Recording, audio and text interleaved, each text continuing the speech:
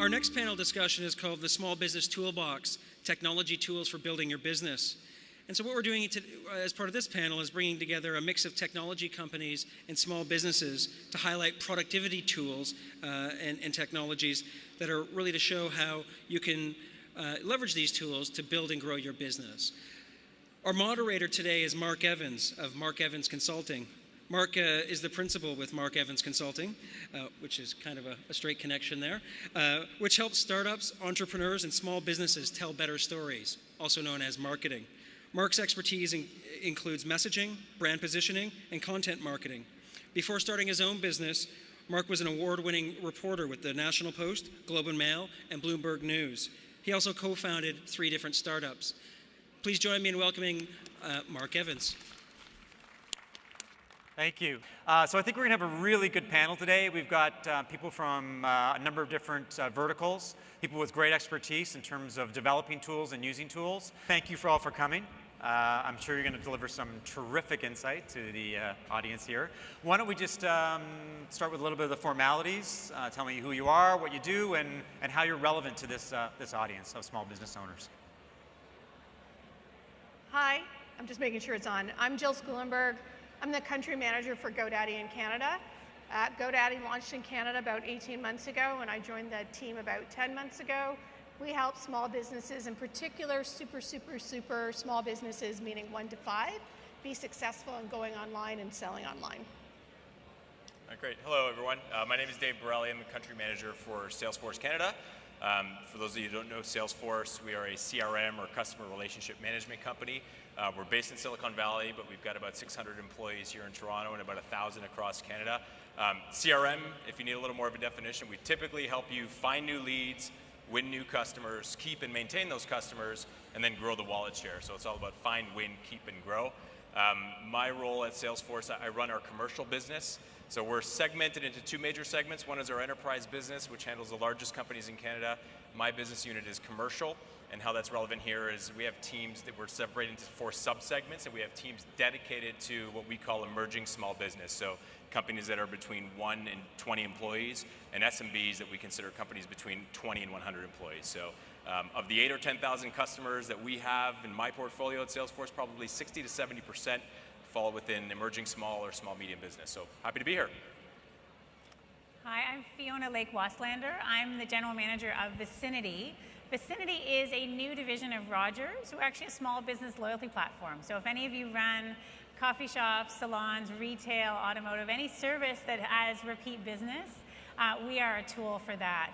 I've also started the business at Rogers, so I've been in your shoes in terms of how you build a business from the ground up, how you choose the tools to use. I've gone through that over the past 2.5 years, so I have some good tips I can share on that. Okay. And my name's Mike McDermott. I'm the co-founder and CEO of a company called FreshBooks. We're Toronto-based. What we are is a simple, cloud-based accounting software, so you can easily create invoices, track your expenses, and be ready for tax time at the end of the year. The idea is it's really simple to use and easy to use. And we're actually, you may have heard of our competitor, which is a little better known, a company, Intuit QuickBooks. We're actually number 2. They're a 30-year-old company. We're the newer, easier, better company. Over 10 million people have used the business since it started, and I founded it having accidentally saved over an invoice one day. Great. All right, so as a small business owner, one of the big challenges is knowing what tools to use and discovering tools. And one of the problems is there's just so many tools out there. And a lot of them are saying they do the same things, and some of them are free, and some of them are paid. So what does that discovery path look like for a small business owner? How do we start in terms of identifying what's relevant to our businesses? And then from there, how do we actually pick or discover who matters to us or who actually could be a good candidate to run our businesses? Why don't you start us off? Great. I think the most important thing is having a tool or technology plan. Just like you have a business plan, you want to map your tools to what you need. I think the most important thing is getting started, picking some providers, and then understanding, can they scale for you and can they integrate for you? Because eventually you're going to be growing your business. You want to make sure that they'll be with you through the long run. I talked to tons of people. I talked to a restaurant owner last week who said, Jill, I spent $50,000 building my websites, and then the guy took off on me. So you want to make sure that you've got a credible provider who's in the business for long term, who's doing development, and I think most importantly, you want to make sure you're getting support. So what's their support package? Lots of free services, might be good if it's a personal service, but you kind of pay for what you get. And so I always look to make sure that I've got 24/7 support backing me up. So we'll talk about vetting, but what about discovery? I don't know what's going on. Discovery? So how do I know what I need? And then once is there places I can go? Are there people that I can sort of, go to for that kind of thing? Yeah, I think there's a number of different resources. Obviously, discovering things online, looking through different advertising. I would also say, who are your advisors in your business? So do you have an accountant? Do you have a lawyer? Do you have a financial planner? Also, do you belong to an industry association? Because chances are if they're blessing a certain type of technology, that means it's being successful with their customers. BIA associations for those of you who are in small business, BDC Canada, Futurepreneur. Again, anyone who's putting their stamp of approval for small business on it, I always look for that as a credibility, as well as things like e-trust and privacy. I'm going to go just like find a friend. You probably know somebody who's in your line of business. Ask them. They'll probably give you a short list of things. And one of the beautiful things about the number of tools that are out there for folks to run their business on these days is most of them are easy and free to try. So you can get a sense of whether you like it or not. And if it's coming with a recommendation on top of that, or you want to do a little incremental research using Google, you're probably all set to get started. I second that notion. I mean, Peers is probably the best place to find tools that are going to work for your business. One simple little tactic is just, does anyone know Inc. or the Inc. 500? You guys pay attention to that?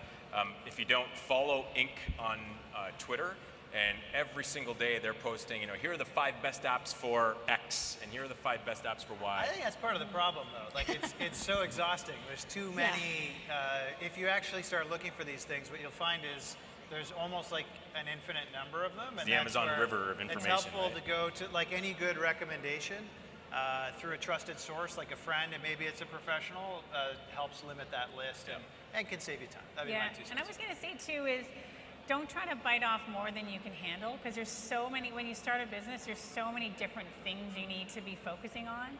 So try to narrow down to what your current most painful point is and find the tool to solve that, and make sure you use that to its fullest before trying to say, oh, I need marketing, I need lawyers, I need this, I need that. Like, try to just focus on one pain point at a time and get that solved. And I think that might help wade through all the stuff out there, because you can be a bit more focused.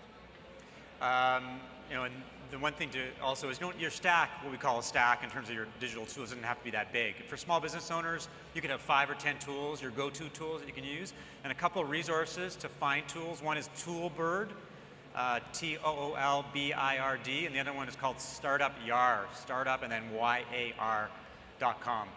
Places that basically aggregate tools and make it easier to navigate the waters. Mike, you mentioned free, and everybody likes free. Who doesn't like free, right? But what is the free trial? How do you? Yeah, free trials. I was going to say. So, but there's a lot of people who there's free trials, and then there's paid. Yeah. What are the pros and advantages of free or free trials? So, let's talk about free. There are a lot of tools out there. I am personally not a fan of running my business on free stuff. Why not? Okay. Because I think ultimately the moral contract is broken if you sort of don't exchange currency. It's like any one of us, as we build our business, we want to get paid. You want to know that whoever you're running on is getting paid, and paid by you. And so free services generally don't come with service. As small business owners, we want to pick up the phone and be able to get a hold of somebody straight away.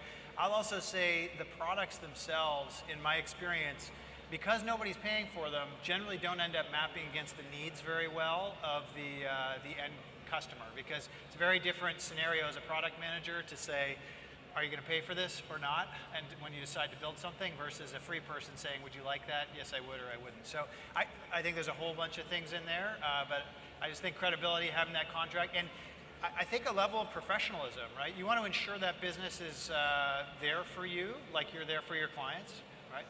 And that they're going to be there at the end of the day, which you want to make sure they have a revenue and a business model like you do.